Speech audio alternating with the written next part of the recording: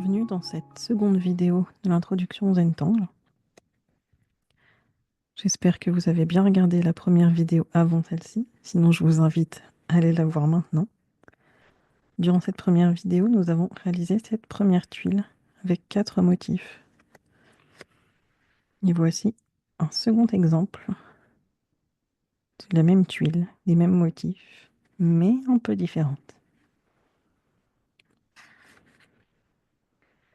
Dans cette seconde vidéo,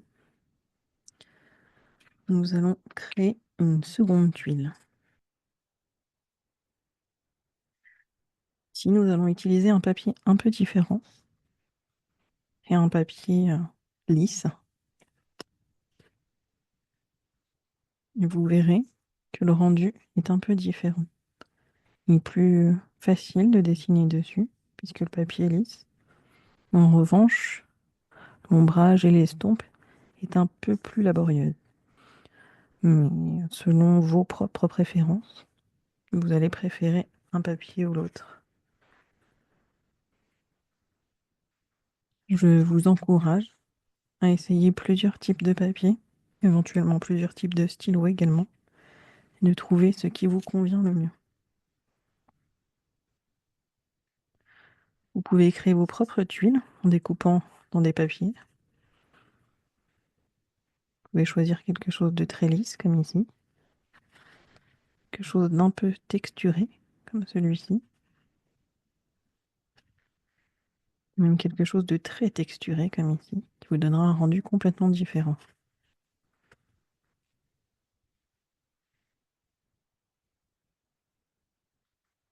En méthode Zentangle, traditionnellement, on dessine en noir, en ombre en gris. Et c'est tout. Mais il faut savoir qu'il est possible d'aller plus loin. Il est possible de créer en couleur et aussi sur du papier d'autres couleurs. Mais pour l'instant, on va faire une deuxième tuile, toujours en noir. Donc pour cette seconde tuile, je vais utiliser le même matériel que pour la première tuile. Juste ceci. Comme pour la première tuile, je vous invite à aller au dos de votre tuile, de noter la date du jour et le nom du premier motif. Ici, on va utiliser Shattuck.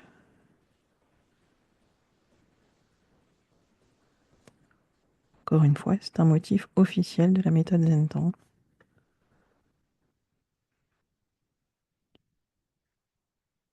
Alors, pour dessiner Shattuck, il y a plusieurs façons de faire. La base de Shattuck, on va créer un trait, on va faire une bande comme ceci, on va venir faire une petite aura à l'intérieur de la bande, et ensuite on va faire des petits cercles comme ceci, avec des auras, comme ça, et ensuite on vient faire la même chose de l'autre côté, en miroir. Et on continue en alternant les côtés.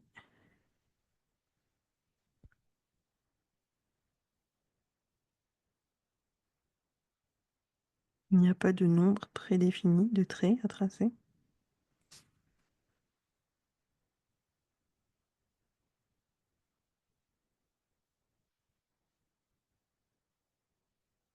Voilà. C'est une première version de Shattuck. Mais en Zentangle, souvent, on a plusieurs versions d'un même motif. Donc, je vais vous montrer 4 versions de ce Shattuck. Et vous pourrez ensuite choisir lesquelles vous utiliserez sur votre tuile.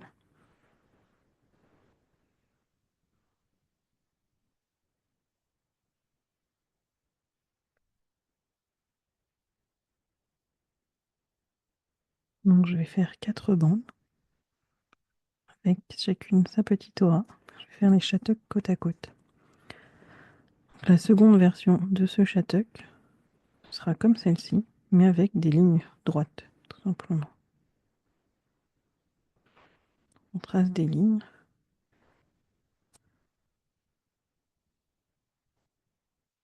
Un peu en diagonale par rapport à notre bande. Et on va jusqu'au bout, puis on change de côté.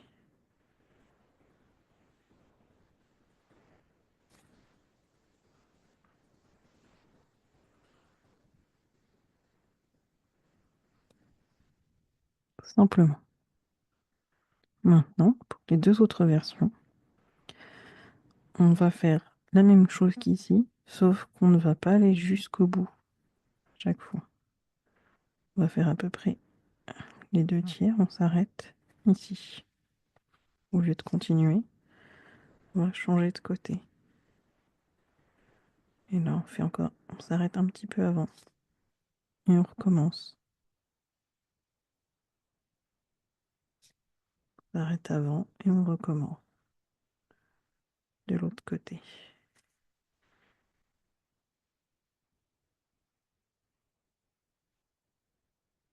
On s'arrête quelque part entre la moitié et les 2/3 de la largeur de la bande.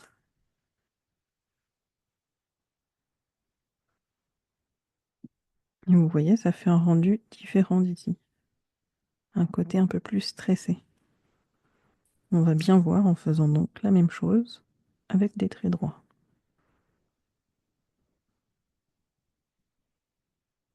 Là encore une fois, on s'arrête avant la fin et on change de côté.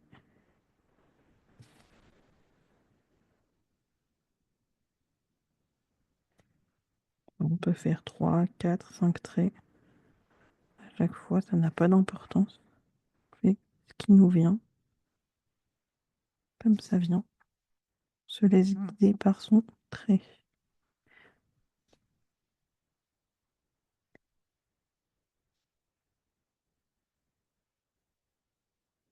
Et voilà, les 4 versions de Shattuck. Mais en vrai, vous pouvez faire encore plein d'autres versions.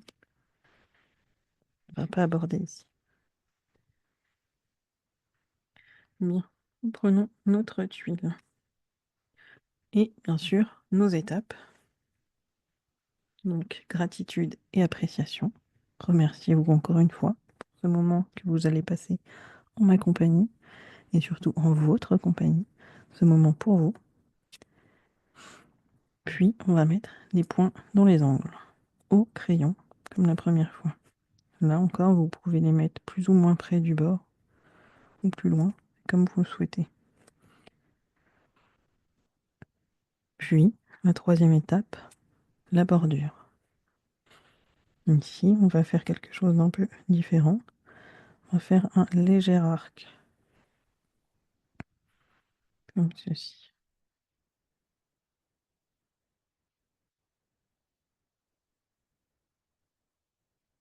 Ça de chaque côté. On tourne bien sa tuile et vous voyez, ça suit un mouvement très naturel de la main.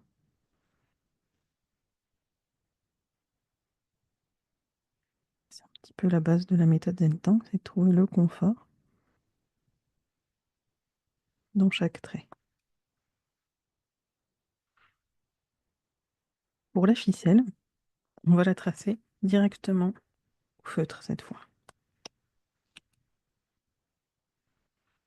On va partir à peu près de la moitié au milieu d'un côté de la bordure, ici, pour rejoindre ici, dans un arc de cercle, pour faire comme si on avait un rond qui allait ici.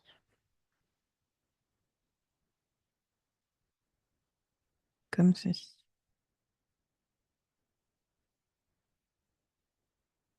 On va créer une aura. Cette première ligne, comme ceci.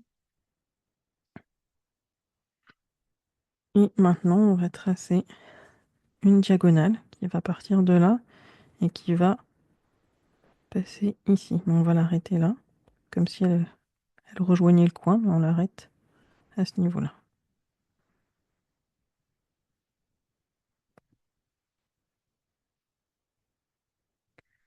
Voilà, ça c'est notre ficelle.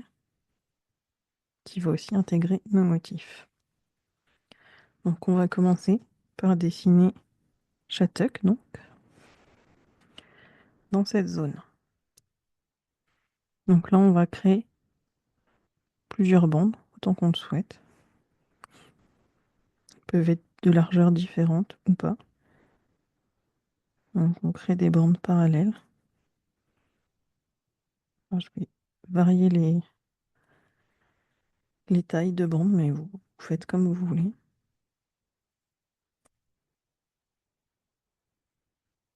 Et pour chacune, à l'intérieur de chacune de ces bandes, on va venir faire une petite aura toute fine.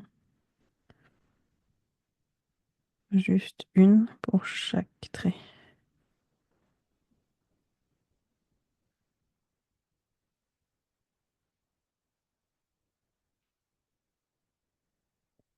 Et on va donc venir dessiner nos Shattuck à l'intérieur.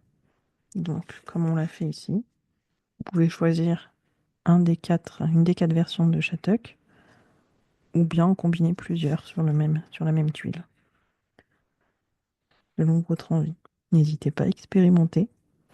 C'est tout l'intérêt d'une initiation, c'est d'essayer des choses, de voir ce qui vous plaît. Des personnes qui sont très à l'aise pour dessiner des courbes et moins pour dessiner des traits, et d'autres pour qui ce sera l'inverse.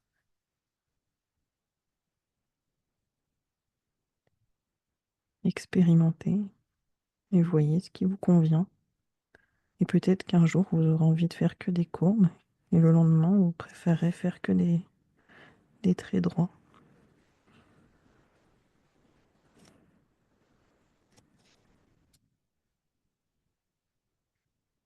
Continuez comme ça, tout doucement, un trait après l'autre. Encore une fois, je rappelle qu'il faut bien penser à respirer lentement, à détendre les épaules et le reste du corps. Et surtout, bien détendre la main, ne pas se crisper sur le stylo.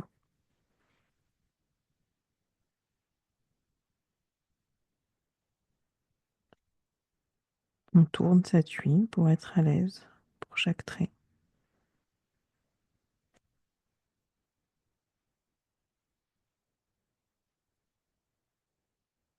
Là, je m'arrête au niveau de la bordure.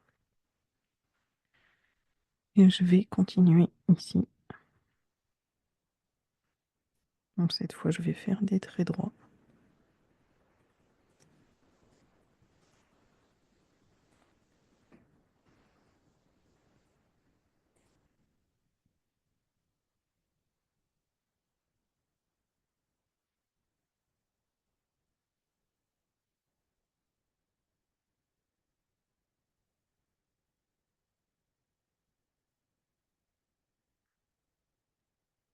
Donc quand on choisit de faire les traits, on fait attention à essayer de les faire bien parallèles entre l'un et l'autre.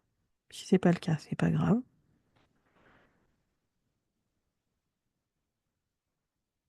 Toujours se rappeler qu'il n'y a pas de règle dans Zentangle.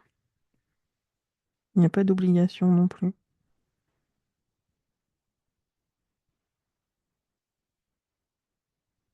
On peut créer les choses librement et qu'il n'y a jamais d'erreur en Zentangle. Si à un moment on fait quelque chose de différent de ce qu'on voulait faire au départ, ben c'est pas grave. C'est juste une nouvelle façon d'expérimenter, de créer différemment.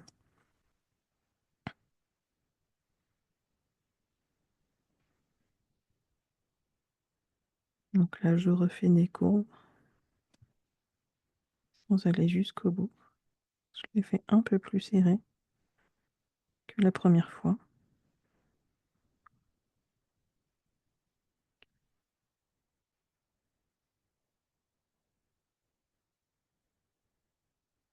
Que c'est ce qui me vient à l'instant présent. Et vous faites ce qui est bon pour vous, ici et maintenant.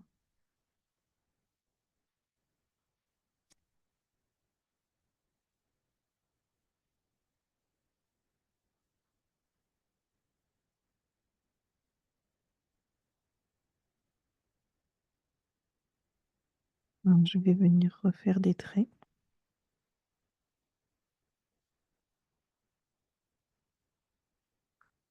plus. Ma zone est assez petite. Je peux pouvoir en faire beaucoup.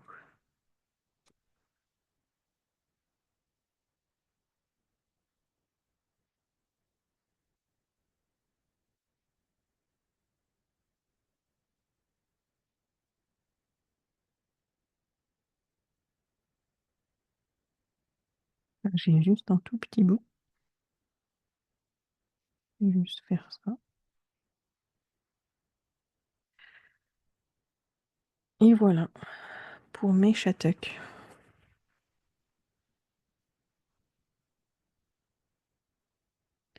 Maintenant, on va venir ici tracer un second motif pour cette tuile qui s'appelle Cubine. Encore une fois, un motif officiel de la méthode.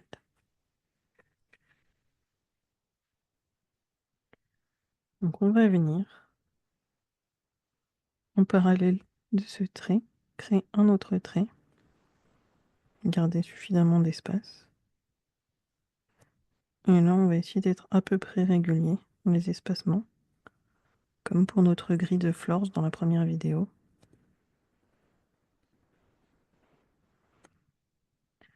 Puis on va venir tracer les perpendiculaires ici. Encore une fois, en essayant de garder à peu près le même espace pour créer plus ou moins des carrés.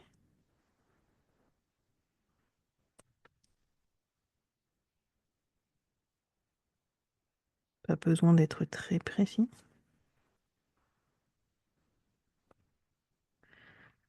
Voilà, donc c'est un autre motif de gris, comme pour Flores. Sauf que cette fois, et je vais vous le dessiner encore une fois ici, un peu plus grand.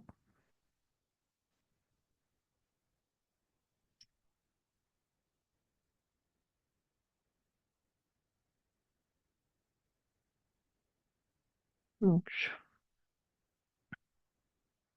on a nos carrés dans notre grille. Imagine un point au centre. On va faire un trait ici et un trait ici. Et on va venir colorer cette zone.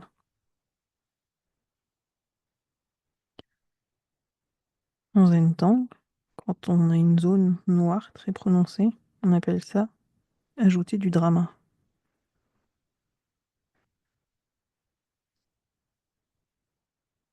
Ici, on va venir faire un trait qui va relier la pointe ici à l'autre ici.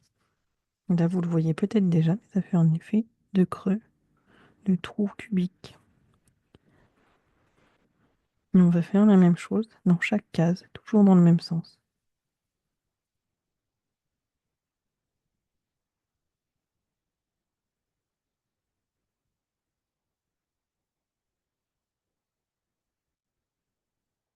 Ici, j'ai choisi de faire bien au milieu, mais on pourrait faire plus petit.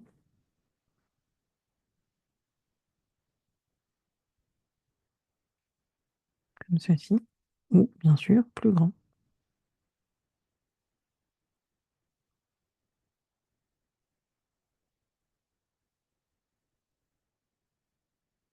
Évidemment, quand c'est plus grand, c'est plus long à colorer.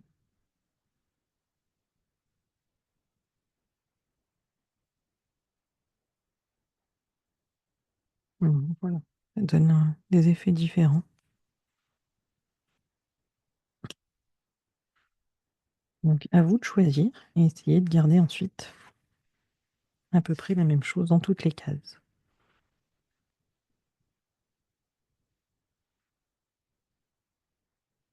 Donc moi je vais faire juste un peu plus petit que la moitié pour cette fois.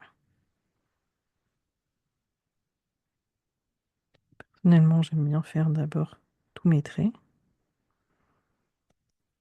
ce qui me permet d'entrer dans cet état de relaxation de la méthode.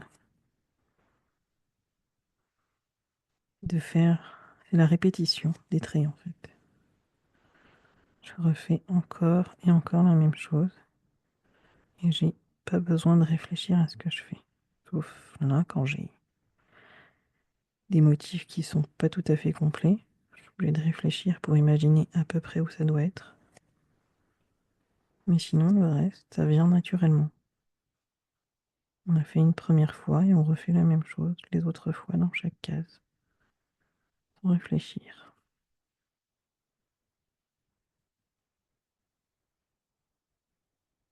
Et on va donc venir colorer chacun de ces carrés.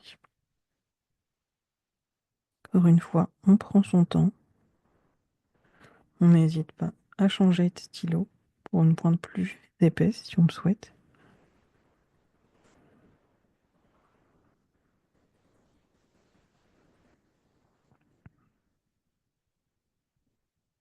Et on apprécie le moment, un trait après l'autre.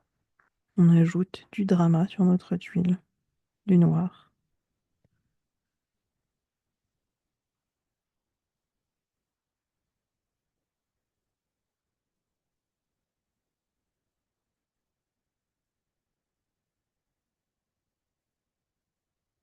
En méthode Zentangle, il existe de très nombreux motifs qui sont sur une base de gris. Flores, qu'on a vu dans la première vidéo, et Cubine ici, ce sont que deux exemples, parmi des centaines, peut-être des milliers.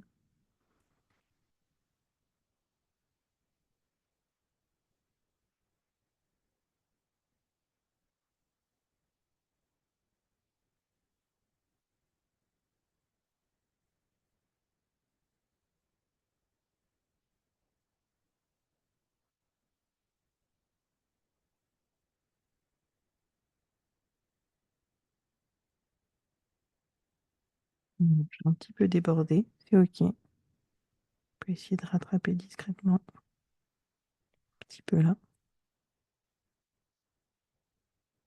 Je peux choisir de laisser.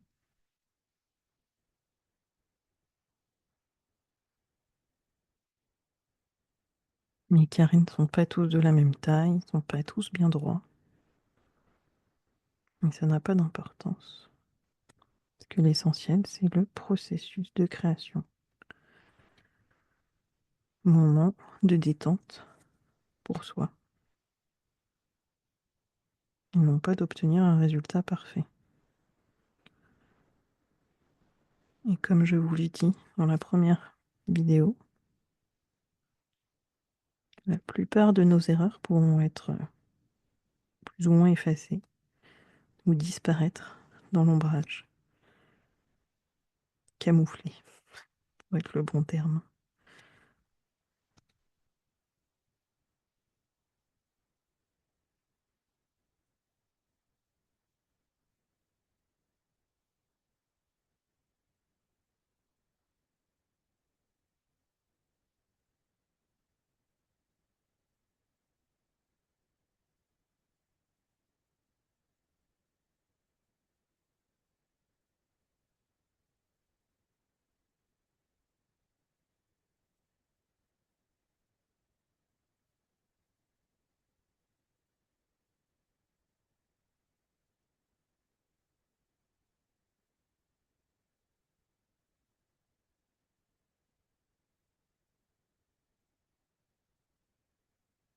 Encore une fois, pensez à bien respirer profondément, lentement, à relâcher les épaules, détendre les doigts.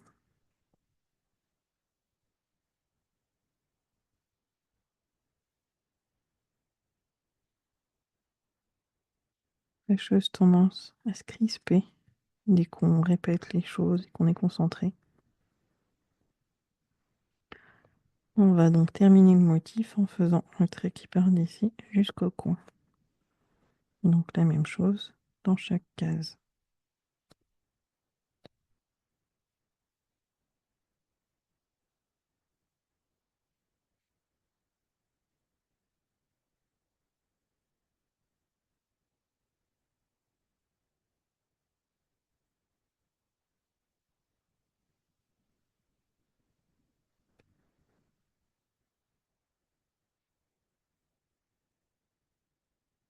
Donc voilà, nous avons terminé notre deuxième motif, Cubine. Maintenant, nous allons faire ici un motif que nous avons déjà vu en première partie, qui est printemps. Mais cette fois, on va le faire un petit peu différemment. Donc nos printemps, ils sont là.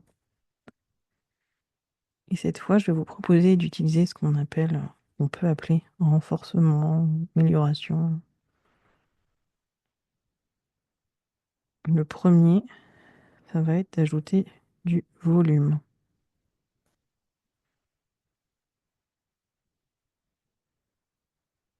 Donc pour cela, on dessine notre printemps, comme d'habitude. Et ensuite, on va venir repasser par-dessus les traits. Juste une partie des traits pour donner un peu plus de volume à notre motif. En zen-temps, quand on repasse par-dessus un trait existant, on appelle aussi ça donner de l'amour. Là, je donne de l'amour, du coup, à mon printemps, toujours du même côté. Ça donne en effet de volume. Donc on peut choisir de faire ça sur tous nos printemps, en gardant toujours pas la même direction. On peut choisir de varier si on préfère.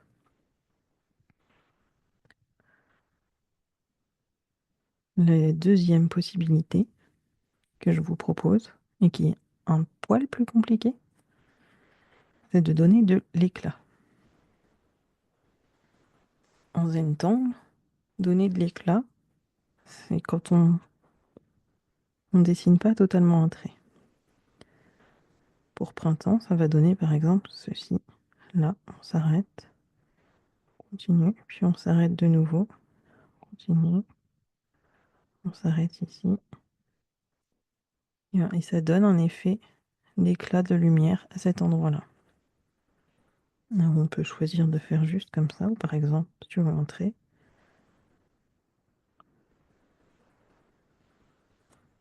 On peut choisir de faire des petits points comme ça, ou vraiment de soulever, à peine effleurer le papier avec le crayon pour faire des traits vraiment très légers. On peut commencer épais, et puis soulever le crayon, puis recommencer. Appuyer plus fort. Il y a plusieurs façons de faire des éclats de la lumière. Mais pour printemps, on va essayer de faire celui-ci ou celui-ci. Vous pouvez mixer les deux selon ce qui vous inspire. Et donc on va faire ça dans cette petite zone.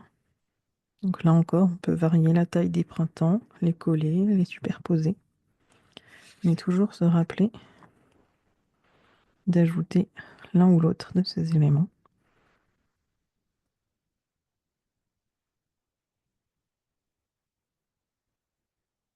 Donc pour cette fois, je vais ajouter du volume. Donc je dessine d'abord tous mes printemps.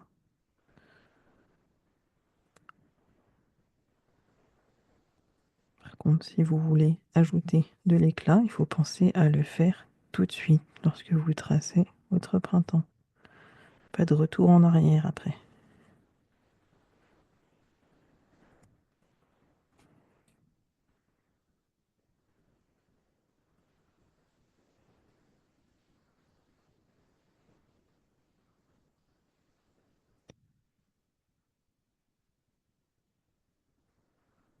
On trace nos spirales, comme dans la première vidéo, toujours dans le même sens ou pas. On peut varier les tailles.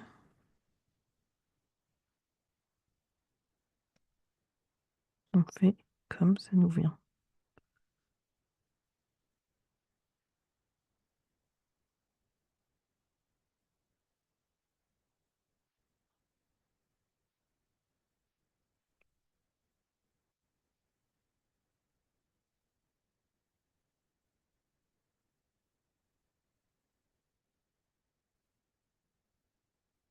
On remplit la zone.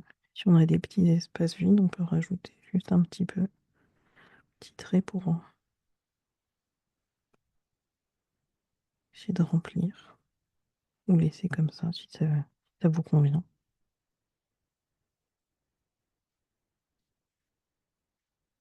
Donc je vais ajouter mon volume puisque c'est ce que j'ai décidé de faire.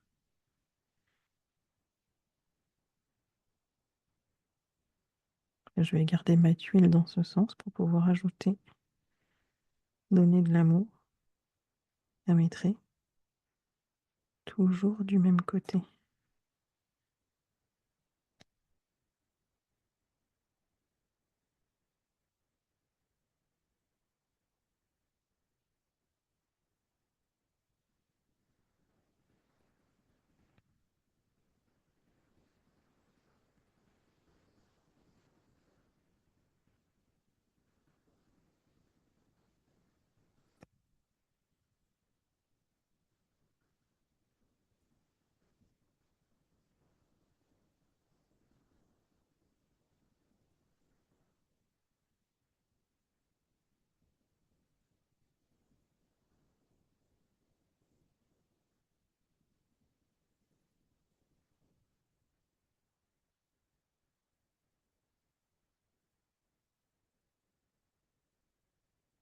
Là, j'ai choisi de le faire quasiment sur tous les traits qui sont dans le même sens.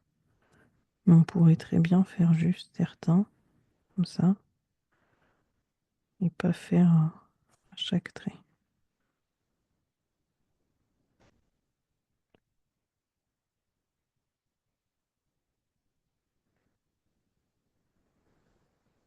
Ne pas le faire sur chaque printemps. Encore une fois, on est libre et on fait ce qui nous convient sur le moment.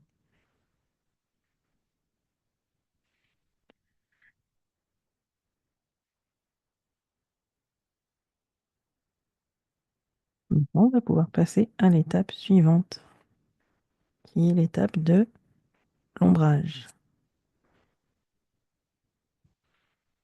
Donc on va venir ombrer nos shattucks. Donc pour ombrer nos shattucks, là encore on a plusieurs possibilités. Je vais vous en montrer deux. Et vous pouvez choisir ensuite ce qui vous convient. Donc la première, ça va être de venir ombrer ici.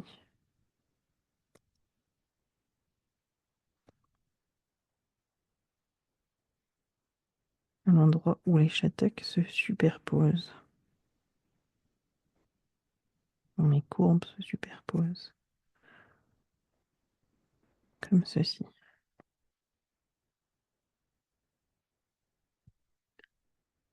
Donc là, je vais faire la même chose. Tout simplement. Faire un peu plus prononcé ici parce que mes zones sont très grandes.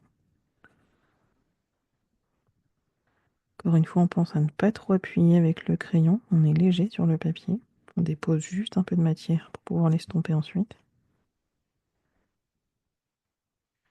Et sur ces deux-là, ou trois, je vais ombrer différemment. Mais vous pourriez ombrer de la même façon. C'est tout à fait possible. Là, je vais venir faire le long de ma petite bordure.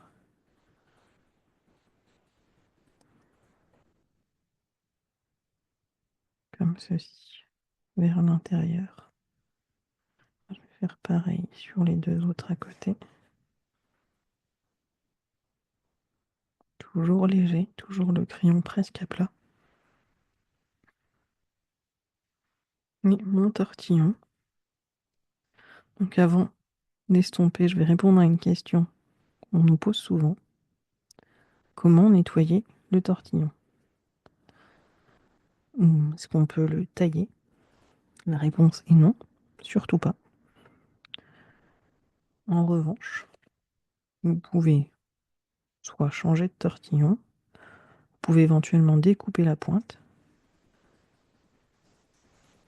ou la méthode que je préfère, c'est utiliser ce petit carnet de papier de verre assez fin,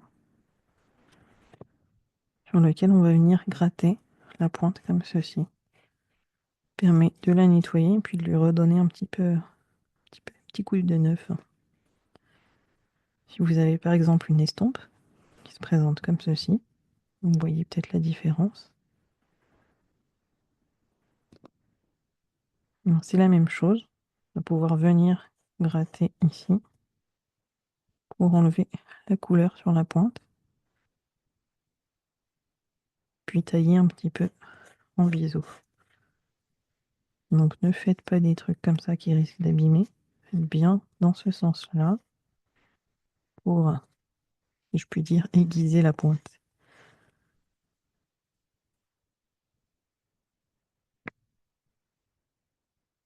Vous pouvez le faire avec n'importe quel papier de verre avec un grain fin. Mais vous pouvez acheter des lots facilement de tortillons d'estampes qui contiennent également ce petit carnet de papier de verre. Ça coûte peu cher et très utile. Donc, avec notre tortillon, il est comme neuf, on va venir estomper notre graphite sur notre chatoc. On fait des petits mouvements légers. On n'appuie pas trop fort non plus sur le papier et surtout pas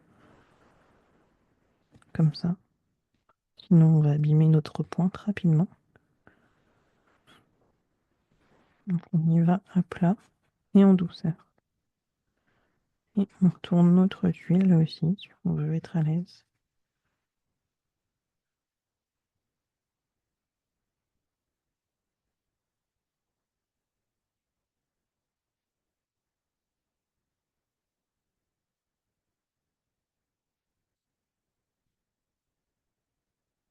Pour le moment, on travaille uniquement en noir et blanc, mais si vous utilisiez de la couleur,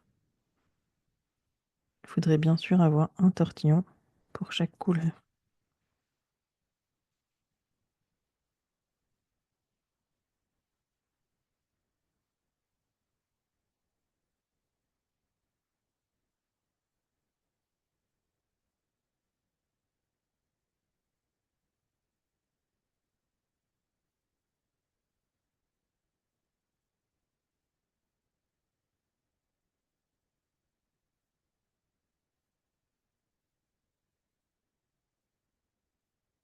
Voilà. On estompe le long de la ligne.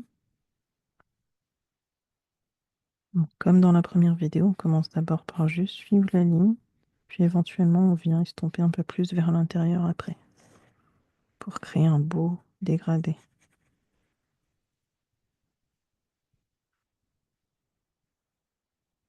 On peut se contenter juste d'estomper la ligne si ça nous suffit.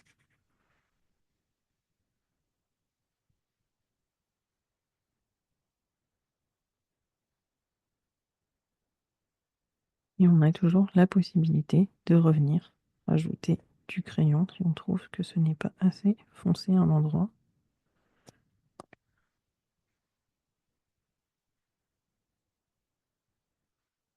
Ici, je vais venir ajouter du graphite aussi à cet endroit-là.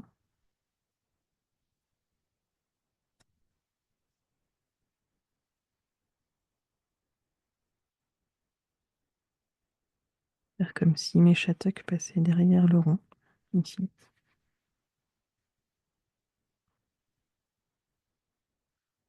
Voilà. Maintenant, on va venir colorer, ombrer nos cubines. Et là, encore une fois, on a plusieurs possibilités d'ombrage. Et je vais vous en partager quelques-uns. Donc la version la plus classique pour ombrer cubine consiste à ombrer tout simplement un des côtés de cubine, comme ceci. Et laisser l'autre en blanc, tout simplement. Mais on peut choisir d'autres versions. Donc ici, je vais venir ombrer autour de mon trou. Et je vais remonter doucement vers le bord.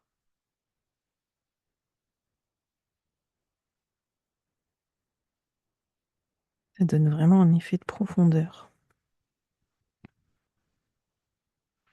Et on peut ombrer ici,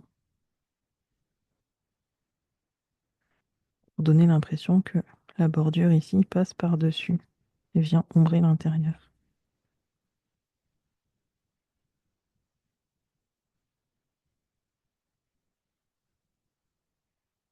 Comme ceci. Voilà. Vous voyez là, c'est comme si c'était caché derrière la bordure. Et enfin, une dernière version. Là, on va mettre aussi au bord, là. Mais ici, on va mettre là, au centre.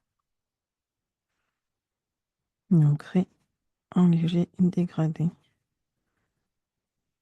sur chaque bande blanche. Et là, ça donne encore une fois un effet totalement différent.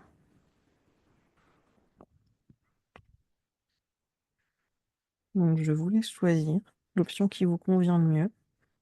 Lissez-en une. Et on va l'appliquer dans chacun des carrés de notre cubine. Donc moi, pour cette fois, je vais opter pour cette version-là. Donc je vais venir mettre un peu d'ombrage là, le long de mes traits. Chaque carreau. Pas besoin d'être trop précise.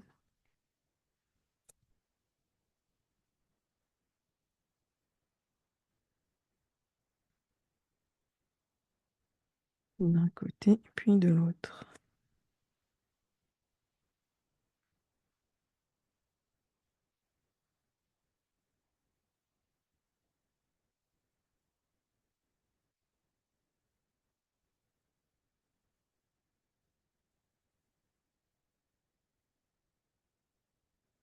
Et on va ombrer, dégrader, estomper chaque petite zone.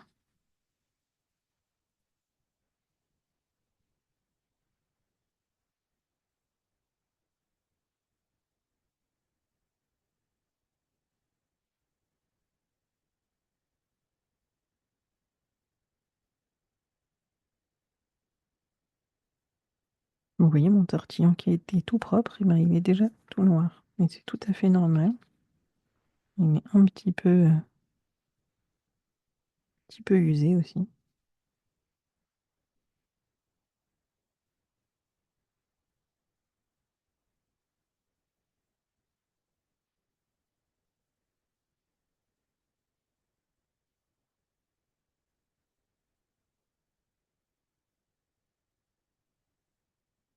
Encore une fois, je tourne ma tuile pour être à l'aise. Et on va estomper dans l'autre sens.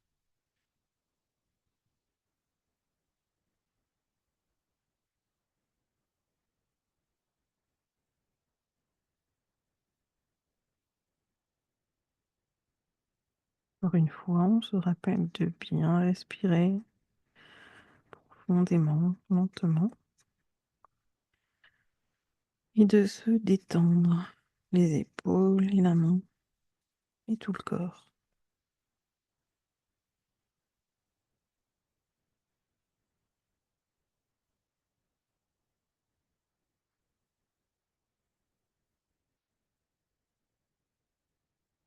Là, je vais venir encore une fois ajouter de l'ombrage ici, le long de mon cercle.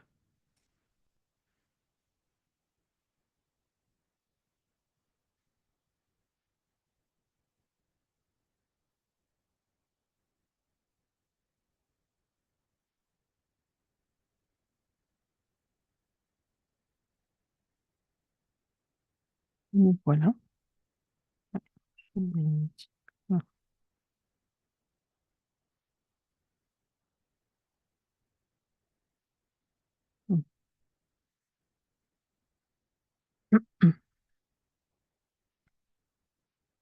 On va venir ombrer nos printemps.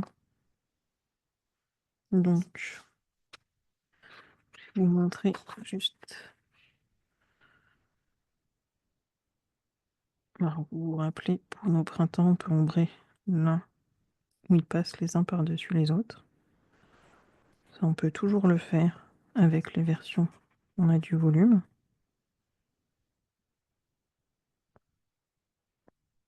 Et avec l'éclat, on peut bien sûr faire la même chose, mais on peut aussi y rajouter du graphite ici, à l'opposé de notre éclat. Et on va estomper comme ceci. Créer une zone sombre à l'opposé de la zone où on a notre éclat.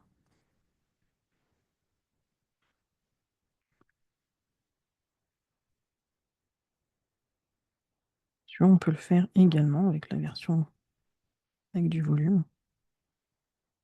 Ce que je vais faire d'ailleurs. J'ajoute un petit peu de graphite. Je fais pas juste un trait parce que je veux pas que ce soit trop marqué. Je fais une petite zone sans appuyer. Vraiment crayon très léger sur le papier. Quitte à repasser par-dessus plus tard, comme on l'a déjà fait. Vaut mieux pas en mettre trop et repasser plusieurs fois. Et on estompe.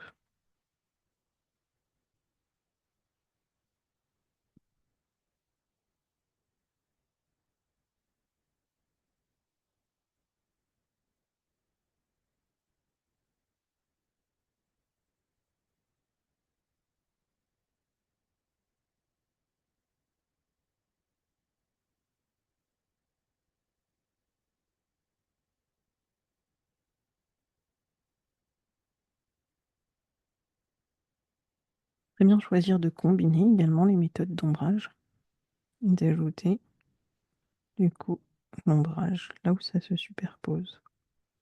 Ce qu'il est important, c'est de garder en mémoire qu'il ne faut pas que tout devienne gris.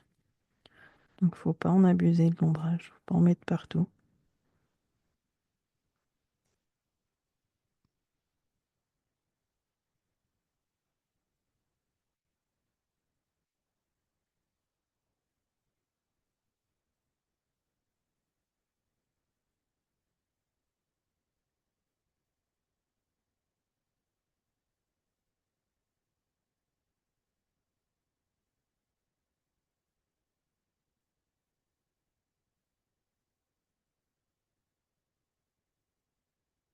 Comme mes printemps sont assez aérés et espacés, enfin pas espacés mais assez grands, et les spirales sont assez larges aussi. On a quand même pas mal de lumière, même en faisant un double ombrage.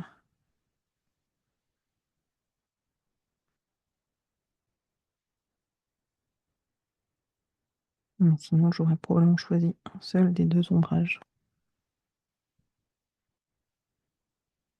Et voilà, notre seconde tuile est prête pour l'étape suivante, à savoir signer. Donc là encore, on va regarder sa tuile, la tourner, et trouver le sens qui nous convient et un endroit pour apposer notre signature, notre petit logo, nos initiales. Donc moi, je vais la mettre comme ceci. Je vais juste mettre mes initiales ici.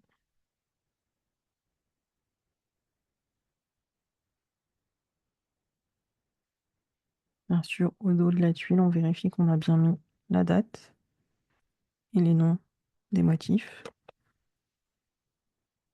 Puis, la dernière étape, l'appréciation.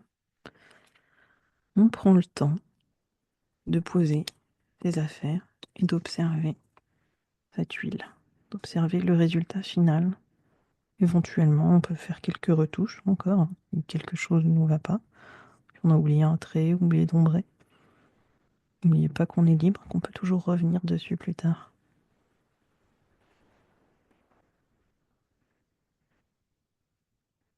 Vous voyez peut-être la différence par rapport à notre première tuile. Et donc sur un papier un petit peu texturé, une tuile officielle de la méthode. Mes traits sont pas toujours très précis, pas très droits, vu que le papier est pas lisse. On voit bien là. Et l'ombrage est assez intense. Tandis qu'ici, mes traits sont beaucoup plus droits. Ils sont toujours pas parfaits, mais ils sont moins tremblotants, on va dire.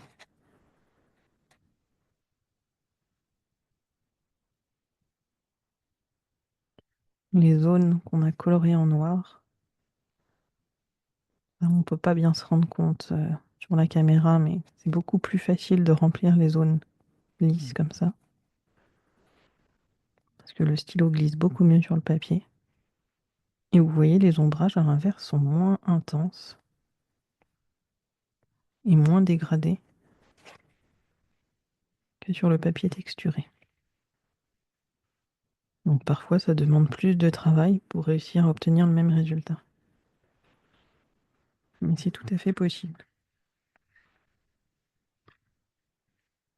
Donc voici nos 2 tuiles de cette introduction à la méthode, avec des petites variations.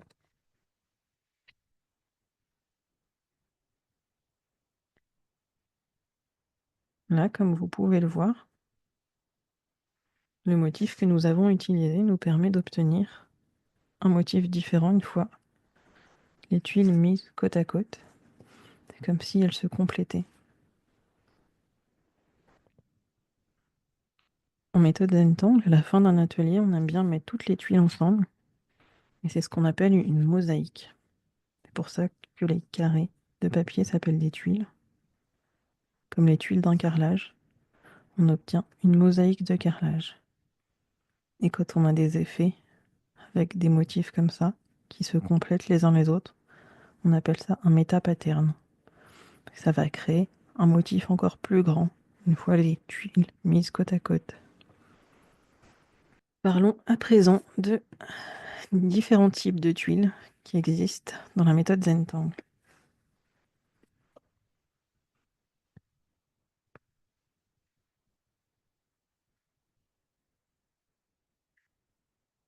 Comme je vous l'ai dit, la tuile, par défaut, ce carré de 9 cm par 9 cm.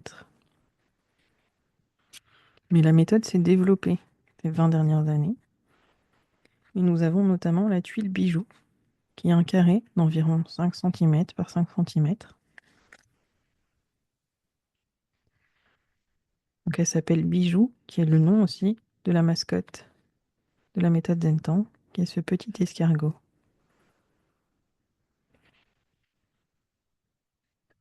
Ensuite, nous avons les tuiles 3Z, qui sont donc des tuiles triangulaires. Ceci permettent différents types de création. Nous avons la tuile apprentice, qui correspond à la tuile de base, mais qui est destinée avant tout aux personnes soit jeunes, soit des personnes âgées, personnes qui ont un peu plus de difficultés à dessiner ou à être précis. Et là, on a donc un papier blanc et lisse, une tuile légèrement plus grande pour leur permettre de dessiner avec moins de précision.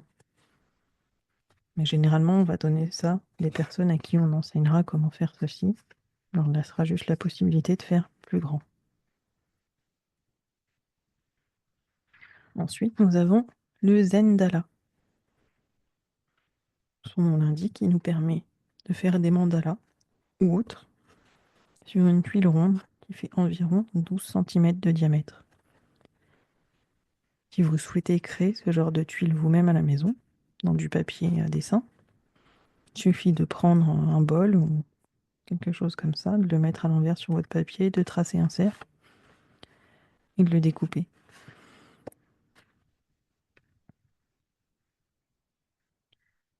Ensuite, nous avons cette tuile 5-5, qui est un modèle assez grand, avec motif à l'arrière sur lequel on aime bien tangler directement, parfois, plutôt que d'utiliser le côté vierge.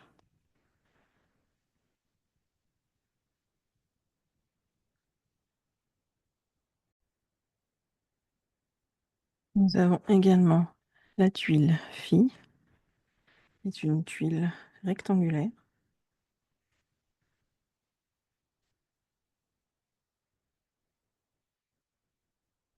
La même longueur que la 5-5. Et pour finir, nous avons le plus grand modèle, qui est la tuile Opus, qui fait environ 30 cm de côté, un grand carré. Celle que vous avez pu apercevoir au début de la première vidéo, qui permet de grandes réalisations. Mais l'idée de base de la méthode reste quand même de dessiner sur des petits morceaux de papier.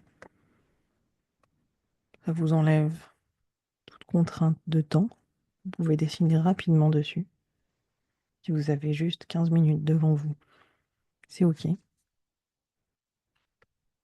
Et ça vous enlève aussi certaines craintes de devoir assembler tout ça, parce que c'est un petit peu intimidant au départ de créer ce genre de choses.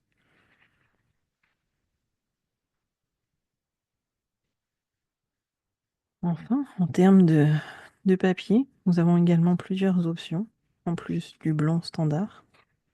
Il y a un blanc légèrement crème d'ailleurs. Nous avons les tuiles Renaissance, qui sont donc un petit peu marron. L'avantage des tuiles Renaissance, c'est que ça nous permet à la fois d'ajouter de l'ombrage, mais aussi d'ajouter de la lumière à l'aide d'un crayon blanc. Nous avons également les tuiles noires. Là, il faudra venir dessiner avec un stylo blanc dessus, ou éventuellement des stylos de couleur. Nous avons les tuiles grises,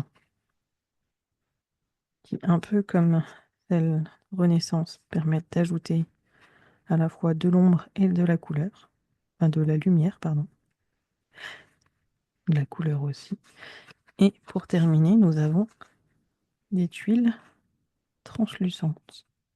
Ils sont donc translucides. Vous pouvez le voir, elles sont un petit peu transparentes. Ça vous permet encore de créer des effets. Pour terminer cette session ensemble, j'aimerais vous proposer un petit devoir à la maison. Donc, voici le nom des motifs qu'on a utilisés pour cette introduction dans la première et dans la deuxième vidéo. Je les remets ici.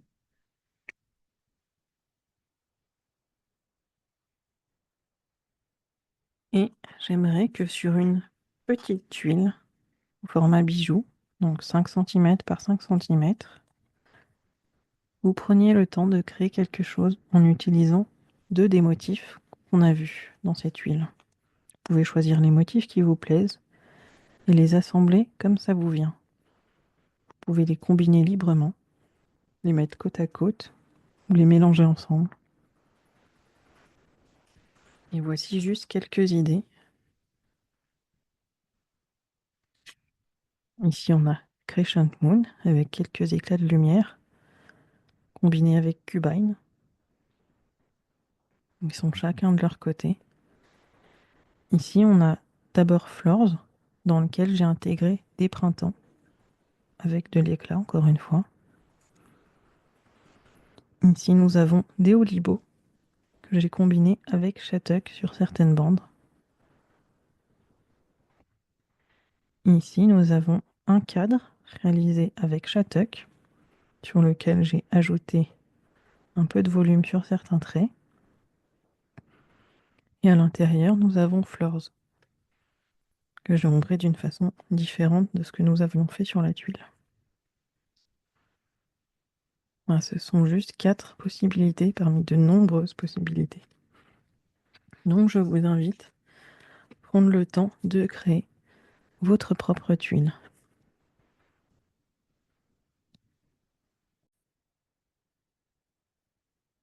Et une fois que vous avez réalisé ce petit travail, je vous invite à nous rejoindre sur la page Facebook, sur le groupe Facebook public, Trait de Soi, le Cercle Créatif Zen. Et venez partager le résultat que vous aurez obtenu avec les autres personnes du groupe. Sur le groupe, vous trouverez d'autres passionnés de Zentangle, chacun avec leur création, leur personnalité, des tuiles très différentes, même si nous avons tous suivi la même chose. Nous avons tous obtenu un résultat différent. Et vous pourrez apprendre les uns des autres et passer un bon moment en toute bienveillance. Vous trouverez également d'autres idées, d'autres ateliers, d'autres tuiles que vous pourrez réaliser chez vous à votre rythme. Et je vous mettrai les QR codes et tous les liens vers mes réseaux sociaux en fin de vidéo. Je vous remercie d'avoir participé à cette introduction aux Zentangle avec moi. J'espère que ça vous a plu et que ça vous a donné envie de continuer. N'oubliez pas qu'en méthode Zentangle, il n'y a pas d'erreur et c'est bien cela le plus important. Vous devez apprendre à lâcher prise, à prendre plaisir à ce que vous faites à l'instant présent et ne pas penser au résultat final. Mais souvent, vous serez quand même surpris de voir que vous avez créé quelque chose d'unique, de différent et de bien plus beau que ce que vous auriez imaginé au départ. Juste après la vidéo, je vous mets également quelques exemples d'autres tuiles de Zentangle, notamment des tuiles en couleur, ce qu'on appelle le ZIA ou ZIA, c'est-à-dire l'art inspiré du Zentangle, quand on s'éloigne un petit peu des principes de base de la méthode. J'espère que tout cela vous inspirera et j'espère vous retrouver dans une prochaine vidéo ou lors d'un atelier très bientôt. Merci à vous d'avoir suivi cette vidéo. Au revoir.